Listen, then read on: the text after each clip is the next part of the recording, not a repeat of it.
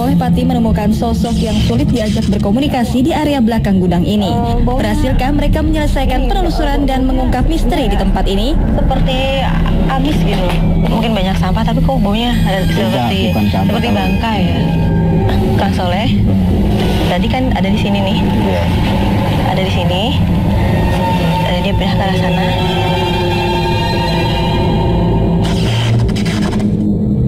Ya, tapi kayaknya seperti ingin mengganggu. Allah. Cari kan.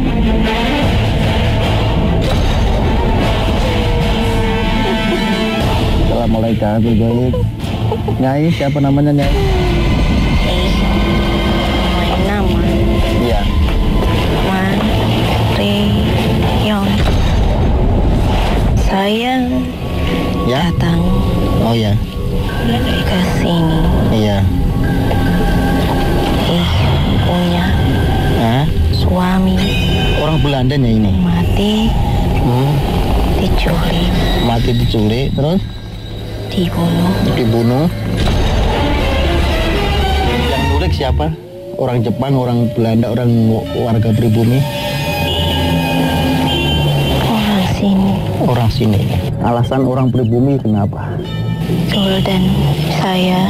Iya, kenapa nih?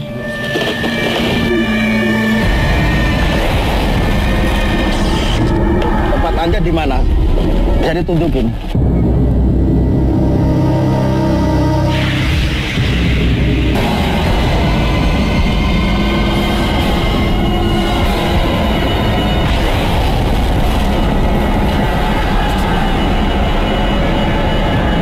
Digantung.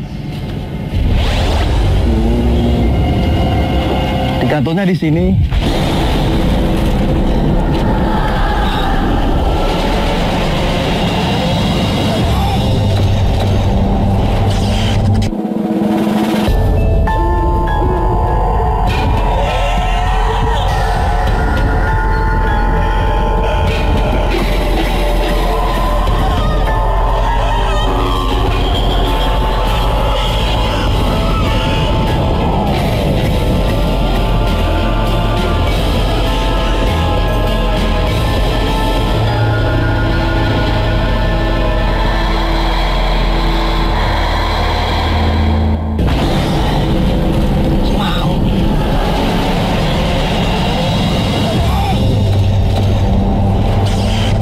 Dirasuki sosok penunggu kamar mandi, Rida mengilustrasikan proses kematian sosok tersebut.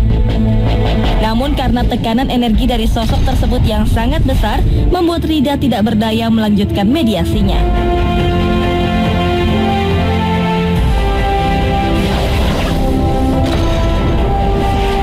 Coba ceritain gimana? Tadi sih saya di sini. Ada sosok perempuan. Perempuan putih, dia nggak pakai celana kan sebenarnya putih ya. Dia seperti daster. Saya melihat sininya ada berenda di bawahnya gitu. Maksudnya saya mau sambarin, tapi dia udah masuk ke saya. Pas sempat komunikasi sama saya, dia sempat ditinggalkan sama suaminya diculik, kemudian dibunuh. Dia di sini merasa kesepian, dia sampai mau ingin bunuh diri gitu. Kang Soleh, nih saya ada lagi nih Kang Soleh, energi yang di bawah situ ada seperti gudang.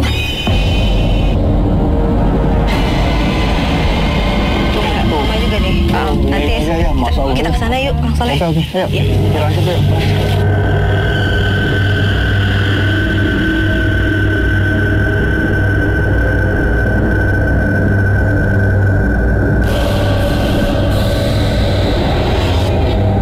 Kang Soleh nih, saya di sini kan dari tadi merasakan energinya besar di sini ya.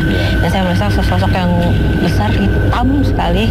Baru saya masuk ke sini, saya melihat sosok macan ya, tapi belangnya putih.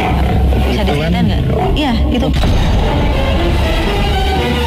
Nah pemirsa, saya melihat sosok macan tadi duduk sebelah sini, menghadap ke arah sana. Ada korelasinya nggak sih Pak Ustadz dengan itu sosok yang itu? Saya yang tinggi besar itu. Ini ada hubungannya sama pabrik yang sebelah situ yang saya lihat pemirsa. Itu ada sekitar 3 genderuwo ya. Saya nggak tahan ini dengan seriganya ya, Kang Soleh gitu. Taringnya, ya dan sorot matanya yang mulai melancip ke atas. Dan kayaknya dia berdiam ya di bidang ini ya, Kang Soleh ya. Astagfirullahaladzim. Ya. Sepertinya yang dia juga mengumpulkan sosok perempuan-perempuan tadi. Saya lihat beberapa. Bisa jadi. Saya tertarik di sini nih, pemirsa. Apa pintu ini nih? Seperti ada kuburan atau apa ya di sini. Di sini energinya sangat kuat pemirsa. Dan di situ seperti ada kerajaan kecil. Masya Allah, banyak siluman-siluman.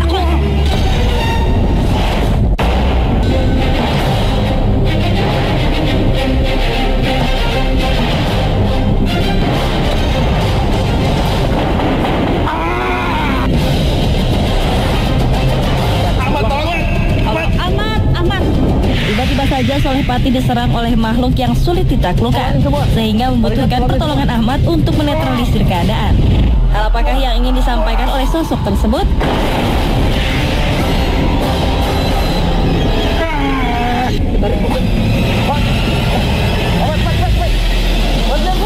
Ahmad! Ada energi kuat yang menarik Ahmad hingga keluar gudang. Tarikan sepertinya dari sosok yang ingin diungkap tabir misterinya.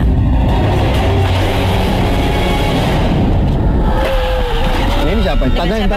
Dengan siapa? Dengan siapa?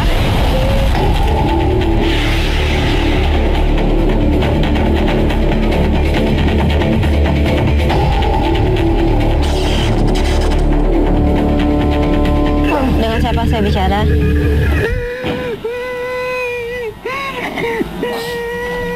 Kenapa Anda nangis? Ada apa ini? Kenapa Anda nangis? Ada apa? Sepertinya Mas Ada. Ahmad. Bisa nanti Pak Miron. Oh, cewek yang masuk Iya. katanya. Mbak kenapa nangis? Mbaknya kenapa nangis? Assalamualaikum warahmatullahi wabarakatuh. Ya, ini perempuan sih. Sumiati. Kata Pak Miron ada namanya Sumiati ada. Kenapa Anda menangis? Kenapa? Kesakitan? Diapain sama orang-orang Jepang? Dibunuh. Tadi Mas, ketika Mas Ahmad tadi ada energi masuk ke situ, dan di situ sebenarnya banyak genderuwo di situ. Ini merinding saya, merinding di atas. Makanya saya coba di situ saya batasi biar nggak masuk sini semua. Ini merinding semua. Dan tadi tuh saya melihatnya sosok perempuan, dia di sebelah tengah, rambut panjang, sebelah tengah, sempat tengkurap di sebelah kanan, di sebelah kanan, ya kanan tadi. Kita di situ. Gimana Risa? Kayak ada yang mau komunikasi sepertinya. Kalau yang ini saya ngeliatnya udah ya lama memang sepertinya banyak diperkosa gitu, mendapat pelecehan seksual sampai akhirnya meninggalnya juga karena itu. Sumiati Bang, belum tadi ditanya Sumiati. Dulu dengar juga seperti itu Sumiati gitu. Cuman seorang orang sekitar sini juga bilang gitu. Katanya itu perawan kawan. Untuk Suara ini.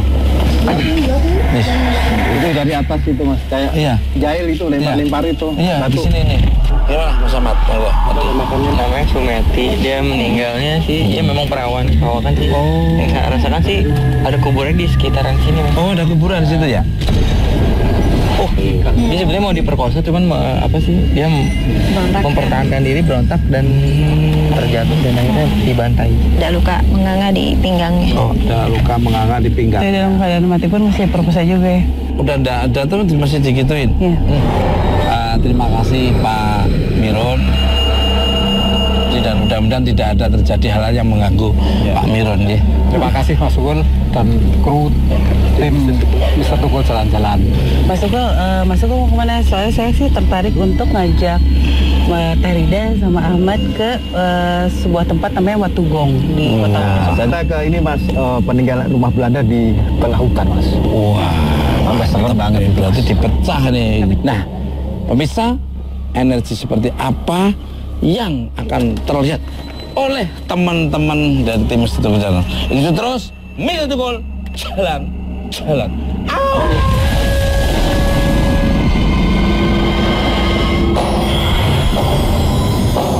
Bila diperhatikan sambil lalu, tidak ada yang aneh dari hamparan hijau di lahan perkebunan desa Tenggungan ini. Namun bila Anda telusuri lebih dalam, tepat di tengah perkebunan terdapat sebuah batu yang menyerupai bentuk alat musik gamelan, seperti gong, gendang, gending, dan alat musik lainnya. Yang aneh adalah semua batu yang berbentuk alat ini tersusun rapi berjarak teratur. Dari cerita warga sekitar, di area ladang inilah tiap malam Kamis Wage selalu terdengar sayup-sayup bunyi-bunyi gending gamelan dari tengah malam hingga menjelang pagi. Namun jika didekati, bunyi gending gamelan ini menjauh dan semakin menghilang. Ya, malam Kamis Wage menghadapi Jumat Kliwon atau Selasa Kliwon itu sering terdengar bunyi-bunyian jenis musik Jawa gamelan seperti orang hajatan wayang itu. Dengeran gendingan malam Jumat Kliwon jam 12 atau jam 2. Kadang-kadang pagi itu jam 6 juga masih ada, paling itu orang nanya apa gimana gitu. Enggak kelihatan orangnya, cuman suara aja. Konon di area ladang ini pun terdapat tempat pertemuan raja-raja dari dimensi alam gaib yang ditandai dengan suara riuh orang berdiskusi.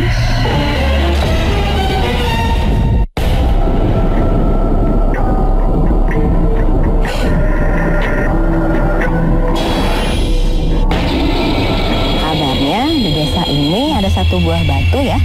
Sebuah batu yang nampaknya mirip seperti gong. Kabarnya batu gong ini kalau malam-malam gitu suka terdengar seperti ada suara orang main gamelan gitu. Kalau saya sih ngelihatnya teh ini seperti perkakas alat musik yang saya yakin sih tidak hanya di sini saja tapi kayak tersebar di beberapa tempat di daerah sini. Dan dari sini juga kali ini seperti kayak dilempar dari atas ya. Sosok dari seorang perempuan menggunakan kebaya seperti mau perform ya. Ini teh kayak apa ya, pemain musik istana gitu. Seperti itu lebih jelas. Kalau saya lihat residualnya sih, jadi saya merasakan ada beberapa sosok yang memainkan sesuatu, perform terhadap satu bentuk seseorang gitu. Jadi seperti di dalam sebuah kerajaan gitu, di mana di situ mereka memainkan perangkat musik ini untuk orang yang sangat penting gitu. Entah itu siapa tapi saya. Oh, selamat malam, assalamualaikum. Tahu warga sekitar menemukan itu tahun berapa? Dari dulu. Pernah nggak mendengar seperti, maksudnya keanehan-keanehan yang mungkin berasal dari batu ini? Biasanya itu kalau di Kamis Wage itu bunyi. Bunyi-bunyinya kalau boleh tahu seperti apa sih, Pak? Seperti orang itu loh, wayang itu loh. Termasuk ada suara sinden nih? Ya komplit itu. Kenapa sih kok benda-benda ini tuh ada di sini gitu? Sebenarnya apa yang menarik dari tempat ini, atau Bapak tahu nggak ada keistimewaan dari daerah ini? Banyak orang tua dulu, itu kalau batu ini emas. Emas? Dulunya. Oh, dulunya tuh bentuknya emas. Nah, selain batu gong ini, apa ada batu jenis, batu yang lain tapi bentuknya seperti alat kesenian? Itu kendang itu lah. Kendang di sebelah di sekitar. Oh. Kendangnya, kasus kanongnya juga ada di yang sebelah sono itu. Kasurnya juga ada 2 gitu. Dan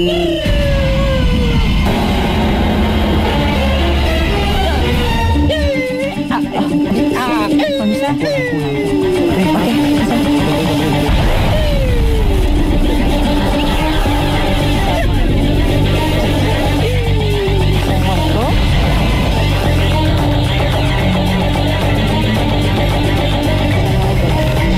Waalaikumsalam. Anda siapa? Ya, saya dari alam lain, dari Kayangan sana, diutus ke sini untuk menyambut keraton yang ada di sana. Apabila ada tamu-tamu dari bangsa gaib yang ada di wilayah sana datang kemari, kami menyambut dengan tarian-tarian. itu artinya setiap di sini terdengar bunyian gamelan, suara musik, itu artinya memang ada dari bila bangsa ada pertemuan gaib. dari kalian yang ada di sebelah sana, datang kemari, kami menyambut di sini. Tamunya siapa aja boleh? Tamu yang datang ke sini banyak sekali. Salah satunya yang kemarin datang itu dari kerajaan dari Solo kemarin. ada di sekitar sini? Ada di belakang. Di sekitar sini. Itu namanya keraton apa kalau boleh tahu? Keraton Kadus. Kadusuman. Itu dari bangsa kami. Dulu kami sempat membuat ini berubah menjadi emas. Emas semuanya. Dan dataran ini terlihat mengkilau. Tapi dikarenakan raja kami melarang kami untuk membuat cahaya ini, makanya kami kembalikan seperti semula. Terima kasih.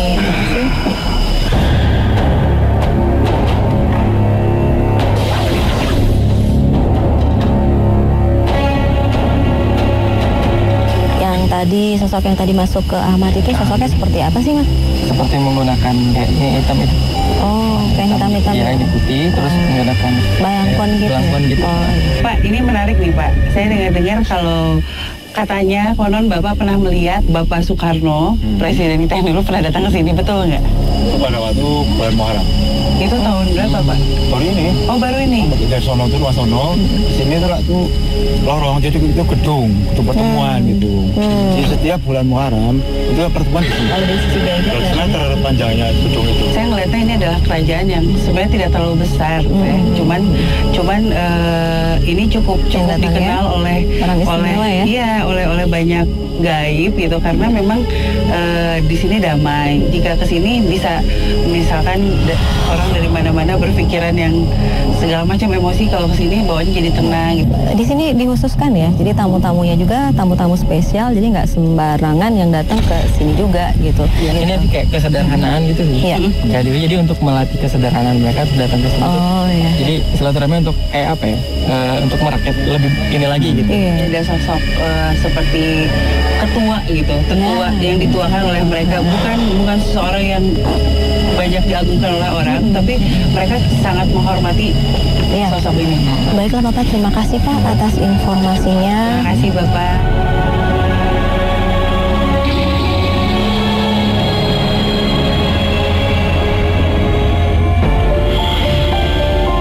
Tepat di tengah hutan kawasan perhutani Resort Ngadisono, terdapatlah sebuah rumah panggung yang dikenal sangat angker oleh warga desa sekitar.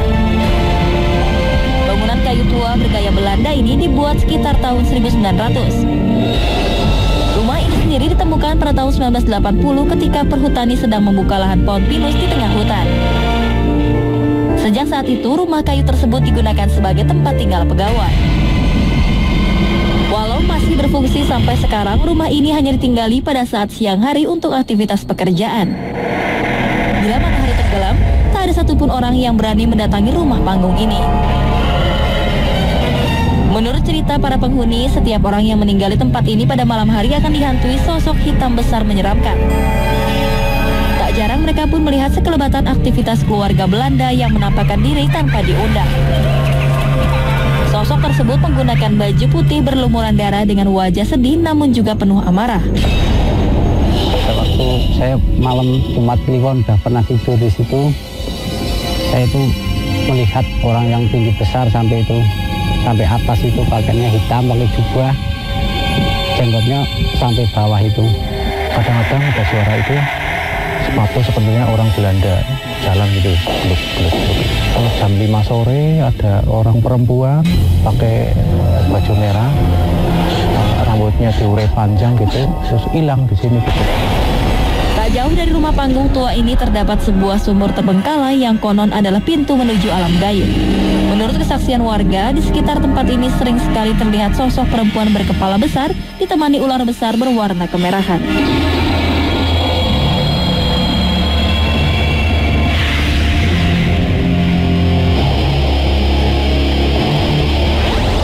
Bisa Mr. Tukul jalan-jalan dimanapun Anda berada, dari dunia nyata maupun dunia gaib, seluruh alam semesta yang indah ini. Sekarang saya berada di rumah peninggalan Belanda di Desa Ngadisono, Wonosobo.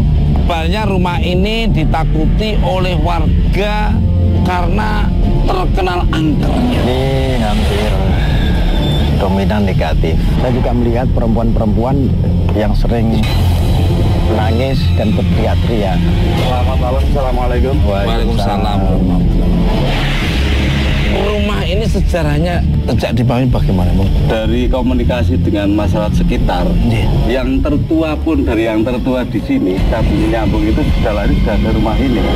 Dan yang diingat tuh kejadian seperti apa nih? Yang saya ingat saat kemarin belum lama, sekitar 1 bulan belum ada. Saya masuk di pintu sana, Mas. Tapi saya lewatnya jendela.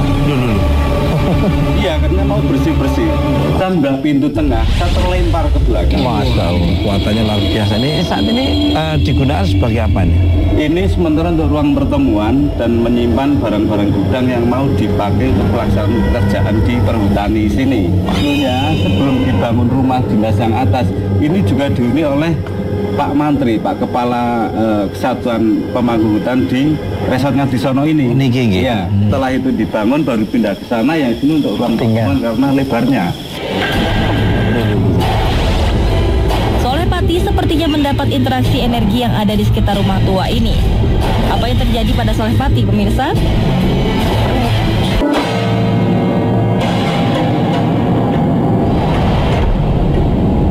Misal untuk jalan-jalan, saya masih bersama Teh Lisa di sini dan saya Rida di sini. Kabarnya nih di sini tuh ada ada sebuah sumur, pemirsa. Ada sebuah sumur tua ya. Dan jarang sekali ada penduduk yang mau lewat ke sini. Ini teteh saya semakin merinding ya. Iya, dari tadi pas kita jalan dari sana udah kerasa kita nggak enak. Panjang jalan juga ini saya kayak ngelihat kok seperti ada pertumpahan darah gitu, karena di bawah kok banyak darah, terus ada potongan-potongan tubuh. Jujur aja yang saya rasakan di sini sudah beraneka ragam, saya nggak bisa jelasin. Ada sosok perempuan tapi kok kayak besar sekali, bentuknya bidang tapi kok sosoknya perempuan, aduh udah. Dan nggak suka sekali ngeliat kita ada di sini. Iya, siluman. Ya, saya ngeliat sosok siluman. Sepertinya silumannya seperti siluman ular. Saya ngerasain. Badan astagfirullahaladzim. Pemirsa, Soleh tiba-tiba saja merasakan energi yang sangat kuat berasal dari sumur tua tersebut. Kekuatan apa yang sebenarnya berada di dalam sumur tersebut?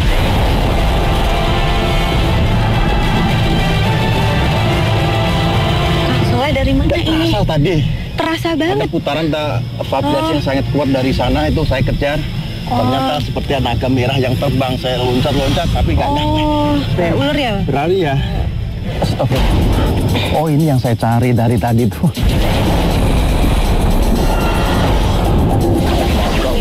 Kayaknya ngumpul di sini. Ya, ngumpul di sini ya. Ngumpul di sini.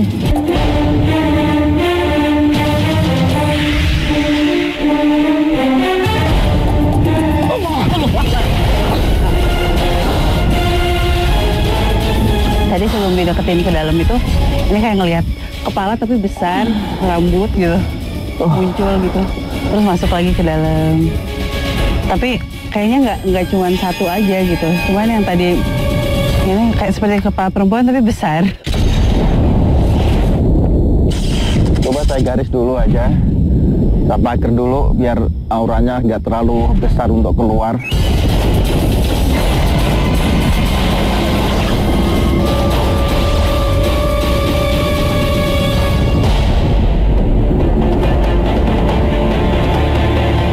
Insya Allah kita bisa cerita lagi tentang misteri yang ada di sumur ini. Bicarakan sosok ular yang kayak mungkin kalau dia jalan itu seperti naga.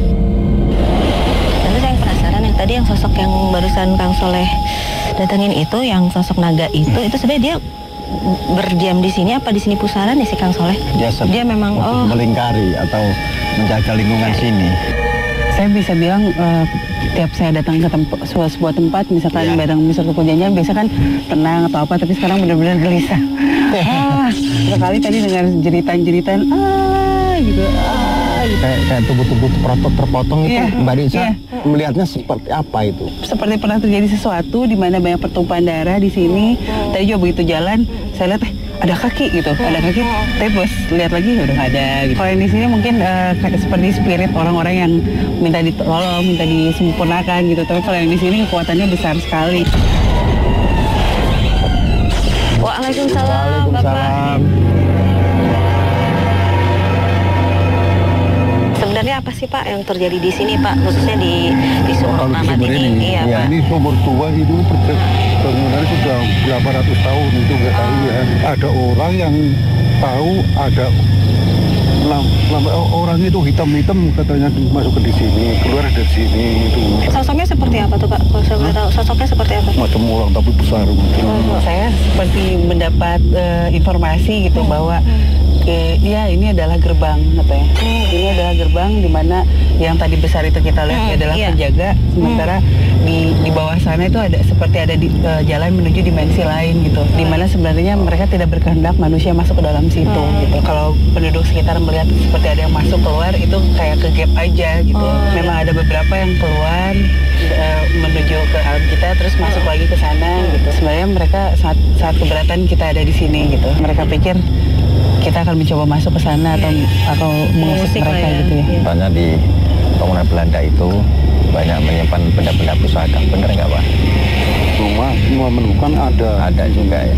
Bapak pernah nggak menemukan salah satu benda pusaka itu? Pernah memang. Pernah. Bentuknya seperti apa tuh? Ini.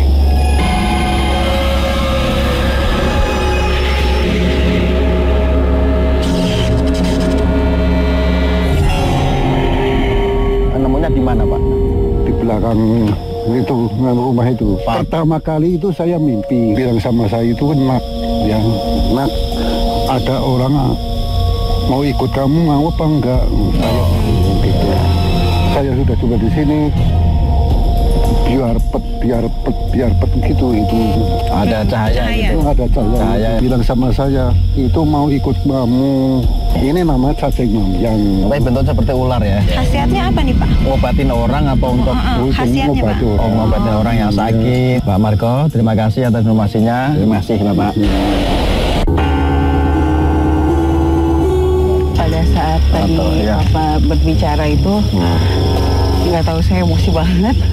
Saya emosi terus dari tadi tuh seperti dia tadi sempat diomongin juga ke Teh Rida. Dia bilang kembalikan. Apa yang disuruh?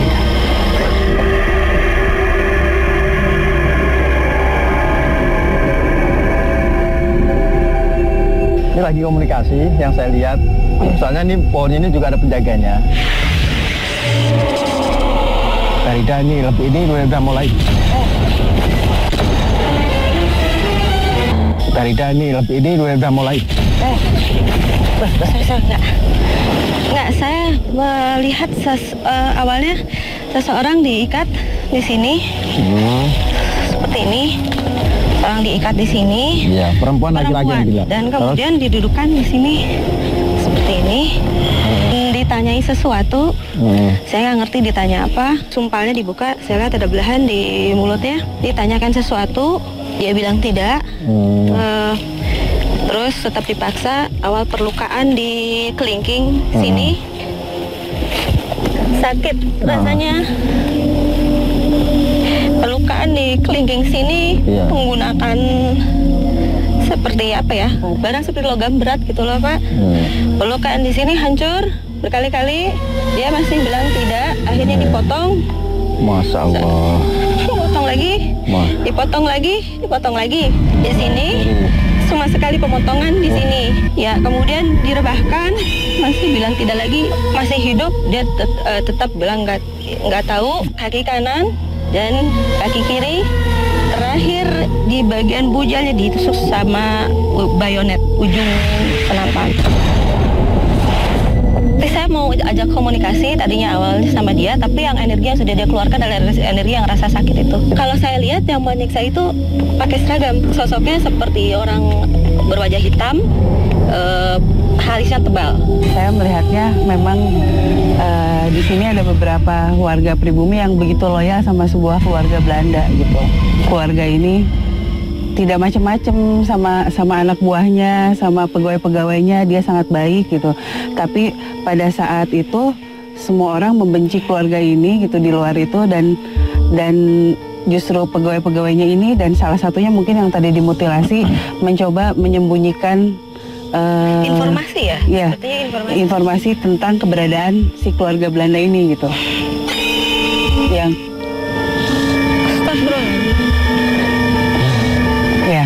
dari arah rumah Belanda itu. Dirahasiakan keberadaan mereka dan ini adalah salah satu yang loyal banget karena cukup bersahabat dengan ada salah seorang perempuan di sana. Saya lupa. Saya tuh ninggalin Mas Tukul di rumah Belanda. Ya Allah. Astagfirullah, ayo ke sana yuk.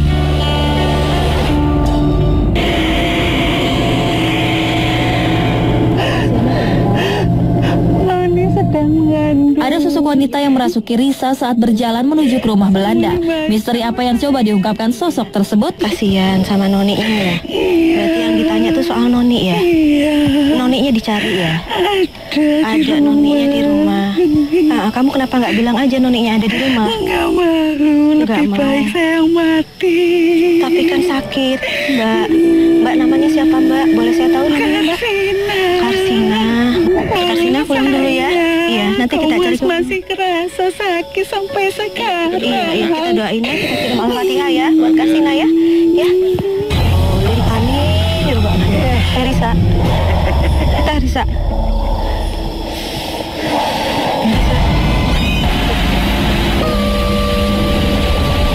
Setelah Risa dinetralisir, ternyata ada sosok lain yang merasuki Risa untuk mengungkap kekejaman yang dideritanya di masa lalu. Risa sebentar nggak? Kasihan Risanya ini sakit. Bukan Sila. Ya, siapa? Saya bicara dengan siapa?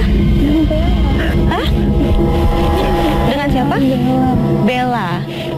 Bella yang dilindungi oleh Karsina? Iya. Oh ya, sebetulnya kenapa Mbak Bella sampai Karsina dipotong sampai sebegitu rupa? Kenapa? Boleh diceritakan nggak, Bella? Apa yang terjadi, Mbak Bella? Sampai Karsina merelakan hidupnya, rela dipotong-potong seperti itu? Jangan sebut isunya, Ya, oke. Tidak bisa bantu dia. Iya. Cukup ya, cukup kasihan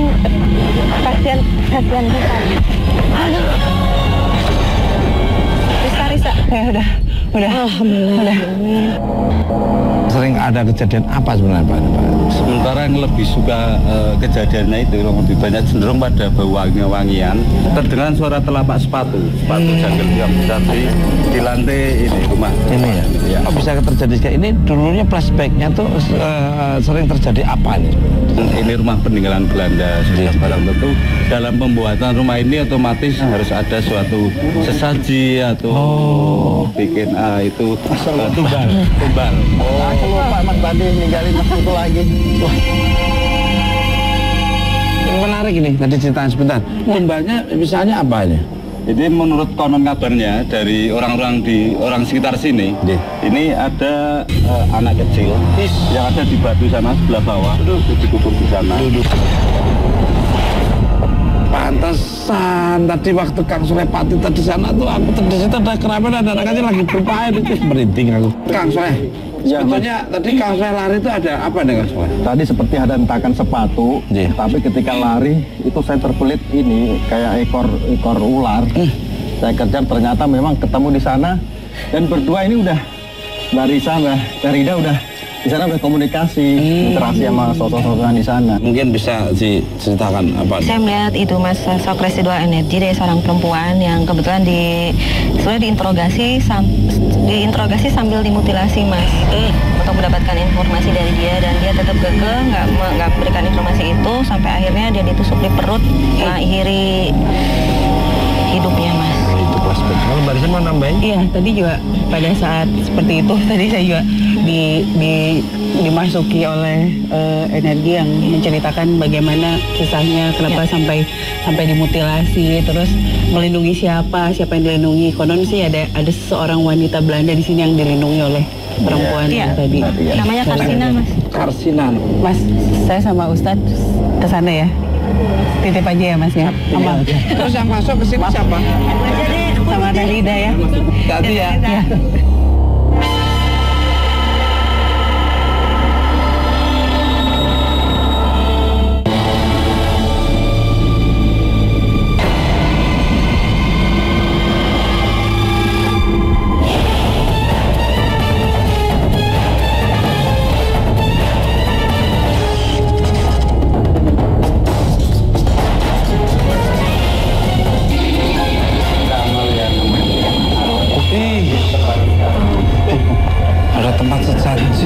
Energinya seperti apa nih?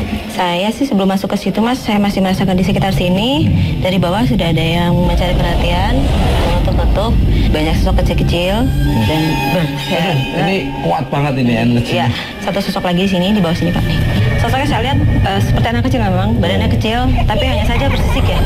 Dari sini ke sini agak bersisik, sininya juga bersisik. Sisiknya ular.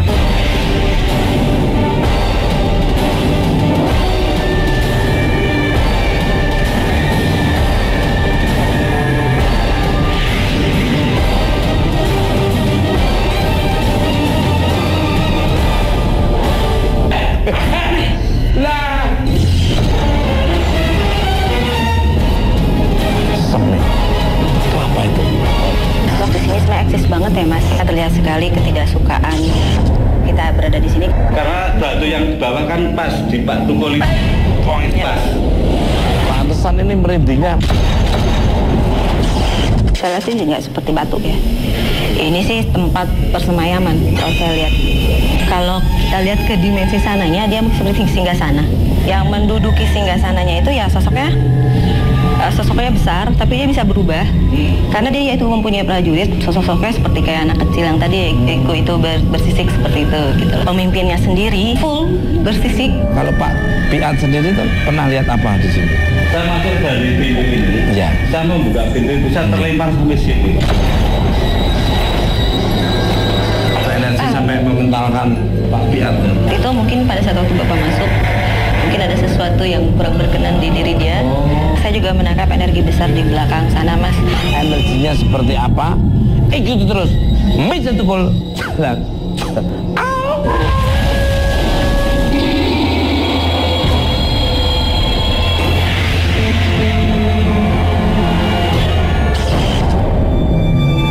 Kok ada amat sini? Kak, tarik ke sini.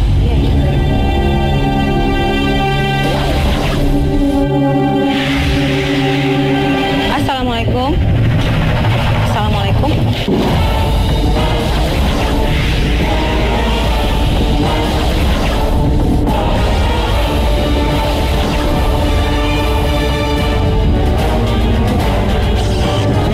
Dengan siapa ini? Dengan siapa? Kenapa takut? Ini pemirsa, saya lihat nih sosok yang tadi di bawah, yang persis saya lihat di lingkaran bawah. Takut? Ada yang jagain?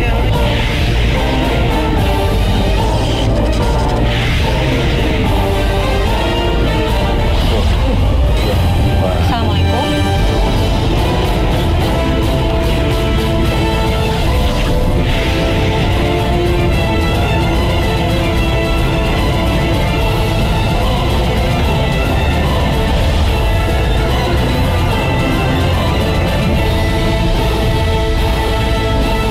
Anda tinggal di sini?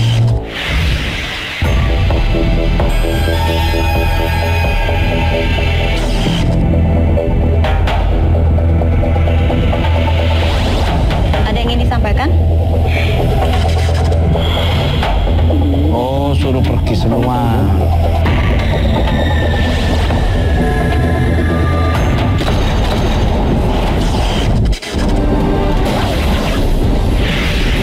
Anda menunggu di samping rumah ini?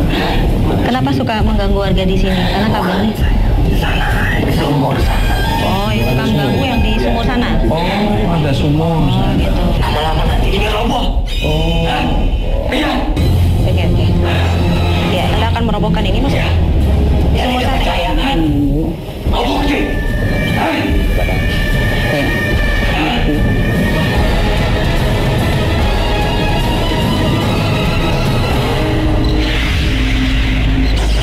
Jadi dulu yang zaman kepala pimpinan tahun 2003 ini, Bu Mandi itu pernah anak kecil minta digendong jalan-jalan sampai ke itu tadi sana. Karena di situ juga ada, punya juga di belakang itu. Apa tadi apa aja yang masuk ke Mas Ahmad itu? Yang coba saya lihat ada anak kecil. Besar ini pria. Kecil Belanda. Oh. Saya lagi ngajak main di sini, kita ketarik-tarik. Waktu di situ saya sebut aja namanya, kalau saya daerah namanya. Di Yang batu itu? Terus habis itu Mas Ahmad satu lagi ini yang di penunggu belakang sini, dia akan melancarkan ini katanya. Tapi nggak suka kita lama-lama di sini. Iya. Sumpah semua. Itu ada suara apa? Udah Ya, yuk kita ke sana. Ya.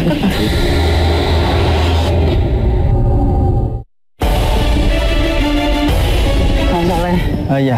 Ini dari tadi tuh saya penasaran sama sosok perempuan Belanda yang tadi sempat kayak masuk ke dalam saya, terus akhirnya masih terasa sampai sekarang. Ya? Saya sih ngerasanya dia dalam keadaan sedang mengandung.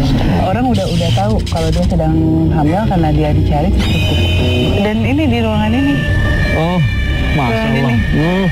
Iya, itu kayaknya sosok perempuan Belanda itu ada di situ. Kita cari faktanya di dalam. Siap.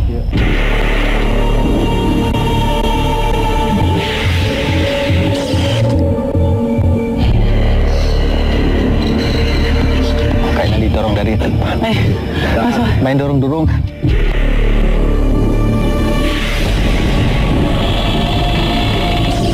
Udah di pojok. Langsung aja kita masuk.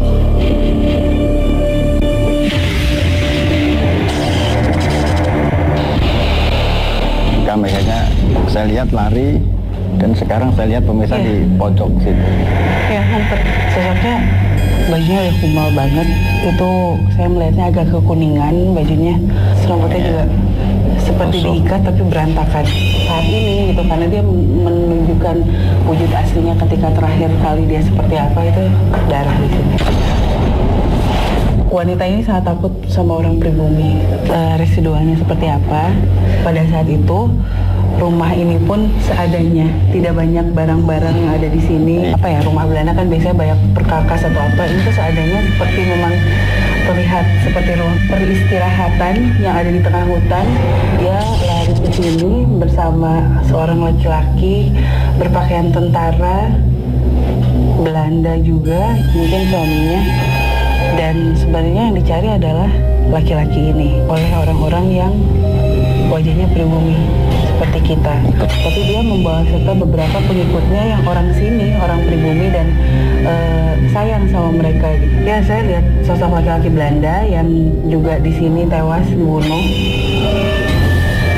Terus dia juga perempuan yang dibunuh. Terus sama dia ada perempuan pribumi yang mungkin tadi sempat merasuki saya dan Teh Rida yang bernama Karsina. Itu mereka selalu berdua.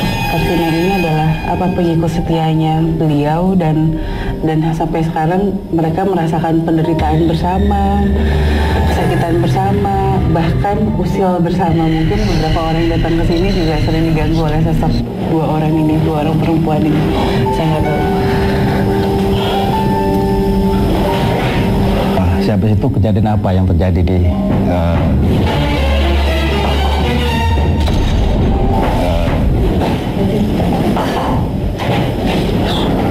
suara belakang?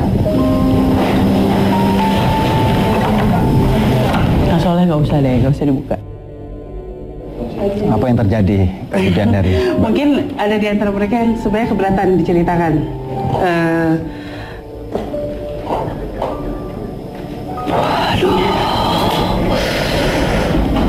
Ini sosok laki-lakinya datang.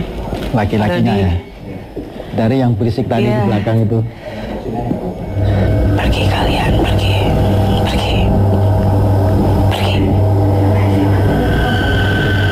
Ini siapa ini? Selamat malam. Ini siapa? Sekali sih. Siapa dia teh? Aduh, terluka. Aduh. Itu tadi sosok laki-laki berpakaian tentara yang saya ceritakan. Iya, orang Belanda. Nggak suka sama kita ya. Sepertinya ada yang ngajak komunikasi di arah dari pintu itu.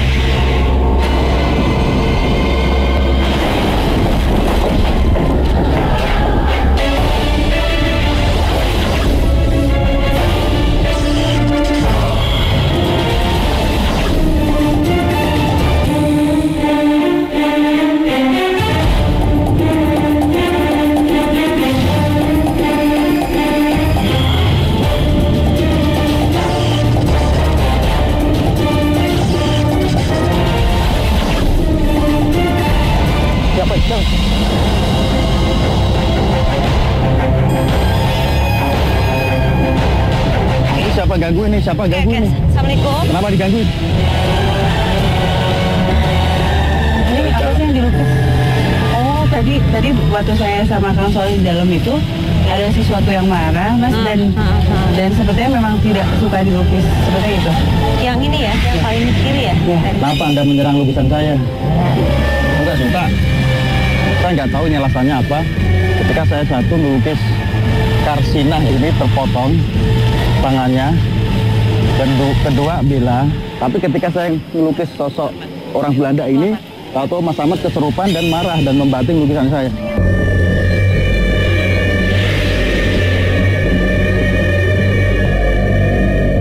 Mas Ahmad, kenapa tiba-tiba lari dari dalam terus menendang-tendang ini?